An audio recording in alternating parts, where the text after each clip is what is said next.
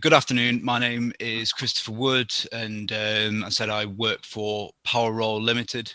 And today I'm going to give you a bit of introduction of who we are and what we do, an overview of our microgroove technologies, and then I've also been asked to give a little bit of insight into my experiences, having worked as a scientist at a startup company, which has slowly but surely expanded into the research juggernaut that we are today. So, yeah. So just a quick overview. We at Roll, we're a Sunderland-based R&D company developing several technologies based on microgrooves. And this concept first came around early last decade, where our company founder, John Topping, first filed the patents for using a microgroove as an architecture for two terminal devices, and in this case, more specifically for a photovoltaics device or a solar cell. Shortly after this, Big Solar Limited was founded. So Big Solar standing for Built-in Groove Solar. And on the back of this, we were able to get our first round of investment and start proving out the technology at a lab scale, and then and get our first published article in collaboration with the University of Texas at Austin. And then 2016 was quite a big year for Roll. Firstly, this is when I joined the team, and increasing the team from 4 to 5 people. So we were still a very small team at the time. But this is also when we purchased our roll-to-roll vacuum coating system, which will ultimately become a key part of our pilot line for the scale-up of our technology. As the company expanded further, we were able to diverge our focus onto numerous technologies, one key one of which is energy storage, i.e. capacitors. And on the back of this, we took the decision to rename the company to Roll Ltd. And whilst all this was going on, we were able to increase the performance of our solar technology from 4 to 7 and finally 11% PCE. And on the back of this, we were able to publish a paper in quite a high impact journal, as well as securing our first and then second commercial licenses. This year is another big year for us, as we are actually in the process of moving to a new dedicated building on a site in County Durham. And as it stands, we've grown from a 5-person team to a team that now exceeds 30 employees. So we've really started from small and built our way up over the years. So as I said, our technology largely revolves around microgrooves. So the appropriate questions are, what are microgrooves and what can they be used for?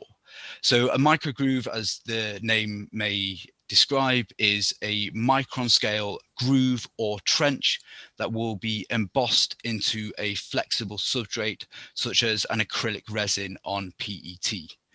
And these can be used for any number of things, but primarily any two-terminal electronic devices. So my primary focus is using this architecture, this chassis for solar cells. We do a lot of work on energy storage for capacitors, and more recently we've also been developing using this architecture for sensors. So obviously Abigail's talk earlier really piqued my interest. So the core of this technology again is the microgroove architecture. And the key to this is being able to selectively vacuum coat materials on opposing sides of this groove walls. And we do this by using physical vapor deposition, primarily electron beam physical vapor deposition. And we do this by tilting our substrate and then having the architecture of the groove self-shadow the coating area, allowing us to selectively coat materials on either side of the groove wall. And in the case of capacitors and sensors, this would be a single metal. Or in the case of our solar devices, we will have typically a more complicated stack of materials, metals, and then metal oxides coated in the same way. But in all cases, the bottom of the groove is left bare, so the devices remain open circuit until additional materials are added into the grooves, typically by solution processing. So my focus at PowerRoll is developing our solar technology. And for those of you familiar with the stacks of solar cells, you'll be able to see that what we've done here is taken the typical architecture, particularly for third generation solar cells, and kind of flipped it on its side. So a common analogy I've used is if you have the standard stack as a sandwich, this is more like a taco. And for those of you who are familiar with solar cells, would agree with me that this is a terrible analogy, as with those who are familiar with tacos. But there are a few key advantages to being able to selectively coat these devices as we do, and then fill the groove with a solution processed absorber material. And as with a lot of people, our main focus is on lead halide perovskites. So one of the key advantages, and the first notable advantage, is unlike many other solar technologies, particularly those based on roll-to-roll or flexible substrates, is we do not need a transparent conductive oxide as part of our structure. And in some cases, this may actually be the cost limiting part of a technology. Whereas because ours is entirely back contacted, we can use basically any material we please, but typically we work with metals such as nickel or titanium. The second key part to this design is the fact that we do not need a single groove in isolation. So it's not just going to be a single groove for a single solar cell, but actually we can have numerous grooves sat side by side, and we are able to create a series connection across all these devices in a single plane, and more importantly, in a single step. So our current research scale devices typically have 25 or 50 grooves, all laid out side by side and then connected in series. So we are able to make devices that generate either 25 or 50 volts within the area of maybe not a human hair, but certainly a horse's hair. However, it's not just all about the series connection in our design. We've also been able to implement a addition to the architecture in order to take these modules from a micro module that is on the lab scale into something that we can, fully scale up.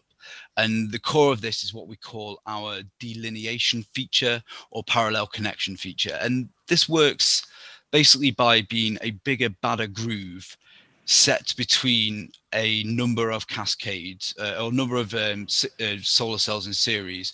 And this allows us to disconnect the series connection, but also allows us to make a parallel connection.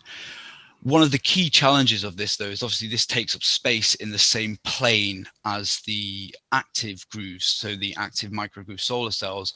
So we are working very closely with some partners in order to increase the density of these devices all in one plane and in one space. But this does grant us a lot of flexibility. And as I said, we were able to do lab scale devices where we could have 50 grooves or 25 grooves, and scaling up it'd be 100 grooves or even 300 grooves. Again, really allowing us to be able to tune the voltages that we are able to achieve out of our devices.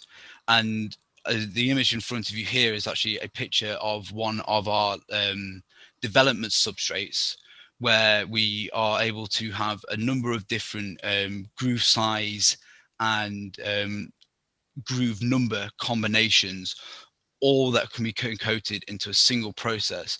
And as you can see here, these smaller 3 centimeter squared swatches contain up to 3,000 individual solar cells.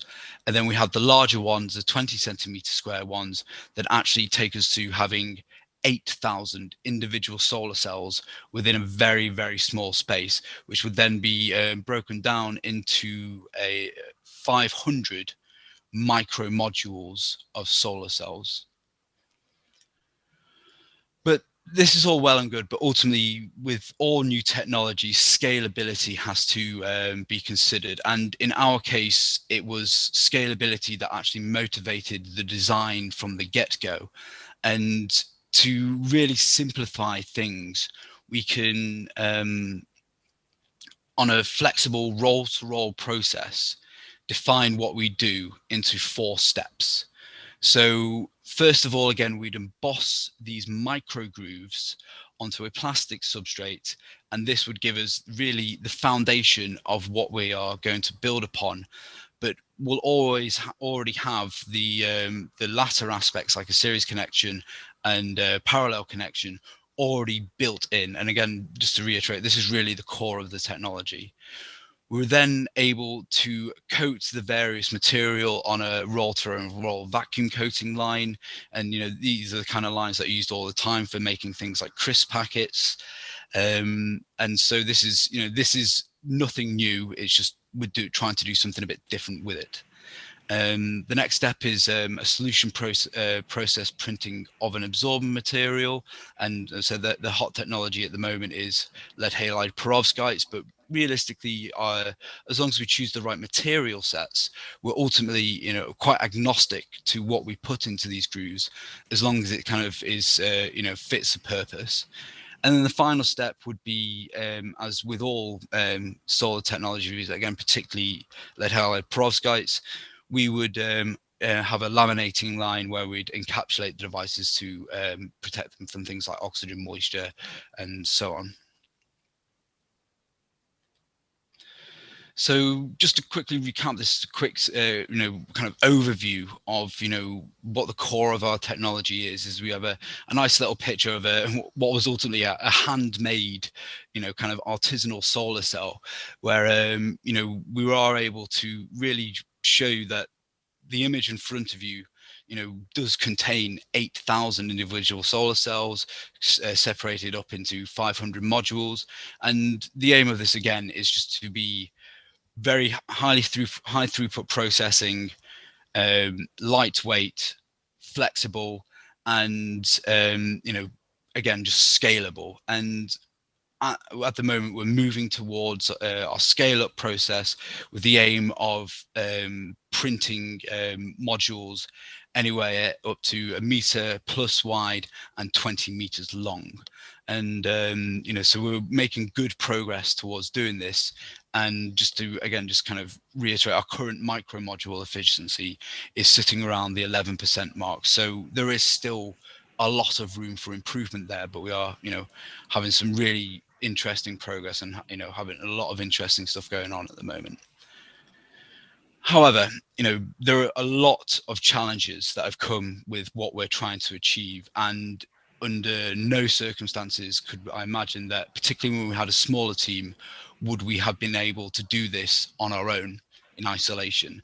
And one of the key challenges that we've had to look at is developing physical vapor deposition processes for highly specific materials. And this is where collaborating with universities has really been an absolutely vital part of our company's story. And just to present a quite a specific example is developing a novel way to coat materials like nickel oxide using a physical vapor deposition process was done entirely in collaboration with David Lidsey's group in the University of Sheffield. And I am fairly certain that without this collaboration, without this development of this novel process tailored to our technology, it would be unlikely that we would have made the progress that we have over the past 5 years.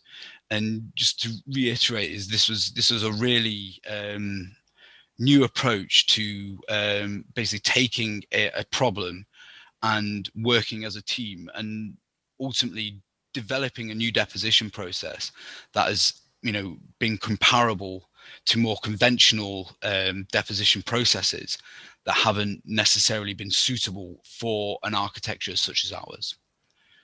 And then, off the back of this, continuing the work with David Lizzie's group at the University of Sheffield, we were able to publish our first kind of high in our first high impact journal, really being able to give credence to the technology that we're developing, and then being able to use numerous techniques that we simply did not have available to us as a startup to verify a lot of the different aspects of our devices. And and this paper also included the original vacuum coating processes. So this is really a vital step in our company, and could not have been done without collaboration with, in this case, the University of Sheffield, but really, with in collaboration with numerous partners. And as I said, University of Sheffield not our only partner. We have ties with Specific and at Swansea University and the National Renewable Energy Laboratory over in America. We also have ties with Newcastle, Durham, Loughborough, Northumbria of universities. In the past, we've worked very closely with the University of Oxford, the University of Texas, and also we have ongoing work with Alliance, which is, for want of a better description, is a consortium of groups developing solar technologies, both academic and industrial. So I realize I'm racing through this a little bit faster than I intended, but I'd quite quickly like to touch back to other capabilities we have with our vacuum coated technology or our microgroove vacuum coated technology. And once very, a good example of another thing we work on is working on the capacitors. But you've actually compared this to the slide I showed you displaying the solar technology. It is fundamentally pretty much the same. We take the angle, we take the substrate, we coat it at an angle, and we can create this selective coating in which we can then print a material and have a device built into a single plane and can be tailored to its potential functionality. So I've also been asked to give a bit of insight into my experiences working as a scientist at a R&D startup company. And on the screen, I've got a lot of text here, and it's kind of, a lot of business speak for pointing out the glaringly obvious. It's kind of small, agile team, flexibility. And these may sometimes sound like empty platitudes, but they aren't without merit. And a few examples I could really give is, my role in this company has varied often from week to week, day to day sometimes. And it's really been able to anticipate and adapt to, rapid changes in what such a small company is trying to achieve, and what the needs of the business are. A specific example of which is during my second week at what was Big Solar Limited, I spent most of the week on the floor of one of our units with overalls on, trying to fix a glove box using industrial sealant. And this was a glove box that one of my colleagues had actually found in a skip. The week after, I'd been sent off to Texas to do some training at the University of Texas, Austin, in Brian Corgel's group. So it was a really kind of juxtaposition of what I would be doing in my daily life at a startup. And I know I've already laboured this point already, but working with external institutes, particularly universities, has been absolutely vital to our company's progression. And it has been really, really fascinating to be able to work in an industrial environment, but always keep kind of a bit of keep dipping my toe back into the water over the academic experience. And we always have been and always will be looking out for new collaboration opportunities, but also maximizing the existing ones we had. sometimes it's like herding cats, but it's always a very rewarding experience, as well as, you know, bringing absolute, you know, really, really good work into the company. And just the final one again with the startup is kind of, there is a very much just do it attitude. Expediency has always been a vital part of the work that I've done at Roll, but also, you know, I can imagine for the majority of startup companies, because there is, you know, a very limited runway, a very limited funding window available to get to the next milestone in order to be able to generate you know, another round of funding. And there is, you know, is always, if it can be done today, it gets done today. But, you know, as the company has expanded, my experience has changed over the years, and it's kind of, you know, being part of a 5-person team is obviously a wildly different experience to being part of a 30-person team. And one of the key kind of challenges that I found I needed to come over is, you know, getting used to working with people who are far more experienced in specific fields of what we do than I am. And it's really learning to rely on the expertise of others, and sometimes thinking, you know, this is the work we need to be doing, but this is, you know, this is my new colleague's area of expertise. And being able to work together in that environment is something, when your team is expanding, is something that everyone really has to adapt to. The next obvious thing is planning. When working part of a larger team, you know, I don't need to labor this point, but clear and detailed planning is key, but also keeping the bigger picture of the company in mind. Now, there's numerous fascinating experiments I'd love to have a go at during you know, during my time at Roll, but I've really always had to keep the business needs in, you know, as kind of at the forefront. So sometimes, you know, you can suggest an experiment, oh, this is cool, this is interesting, but is it going to progress the technology? If not, then, you know, this may not be the best idea. And just finally, like in all work environments, it's a give and take. And really, you know, if any of you ever move on to working in R&D outside of universities, particularly in startup, make the most of the opportunities made available to you there. And if they are not present, make suggestions. And kind of, this is how I've seen our company grow, where we're starting out, you know, and it's kind of, we don't really know what we're doing, but then as people make suggestions, you know, we're able to build more of a community within the own business of and really make it a worthwhile place to work.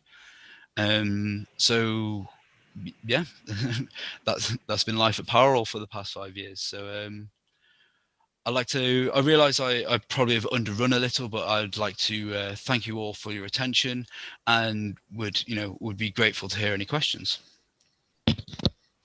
Thank you very much, Christopher. That was really interesting. It's really good insight into what cool technology is being sort of utilized and developed in the Northeast. It'd be interesting to hear from maybe some of the PGRs on the call to see if they have any questions, because obviously not everyone can go through that academic track. Some of us might have to go into small, medium enterprises as we sort of move in. One of the questions that I have is actually, just to get the conversation started, is what key skills do you think you learned that weren't academic in your PhD and your RA that allowed you to slot into Roll so easily?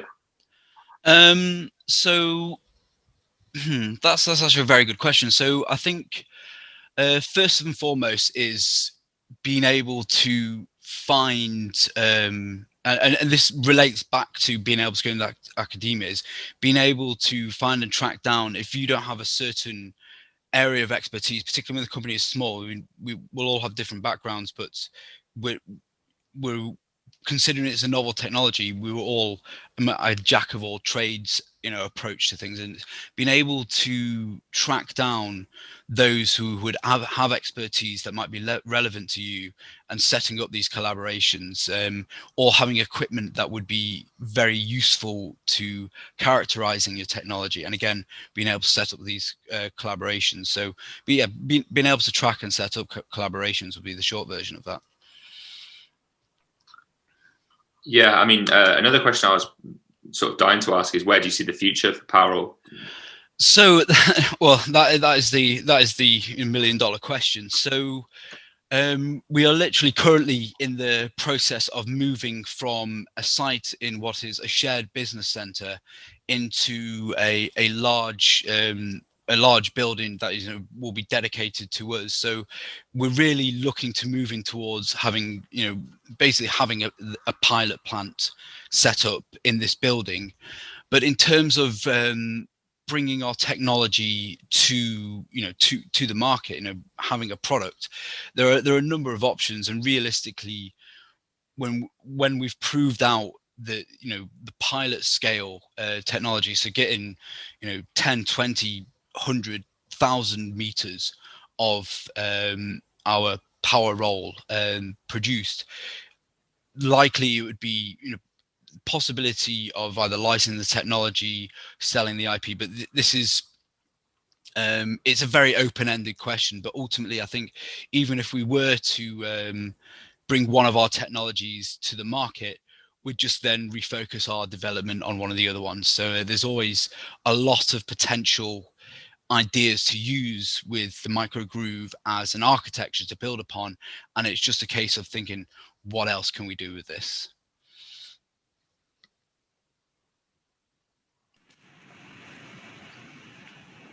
Yeah, I think it's really cool, some of the stuff that's being done in particularly in the Northeast at the moment with all the government money that's coming that way.